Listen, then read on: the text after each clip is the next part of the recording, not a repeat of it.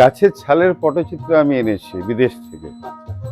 এটা আমি ওখানে আমার পটচিত্র দিয়ে এটা নিয়ে এসেছি। ওফো, পাপাইরা এটা তো আমরা বইতে দেখেছি। হ্যাঁ, এগুলো কিন্তু ওই সোনার উপর দিয়ে তৈরি করে, গুঁড়ো করে। আচ্ছা, সোনার গুঁড়ো দিয়ে হ্যাঁ হ্যাঁ হ্যাঁ, অরিজিনাল। এটা কোথা থেকে এনেছেন দাদা? এটা আমি রাশিয়াতে গেছিলাম, মস্কোতে।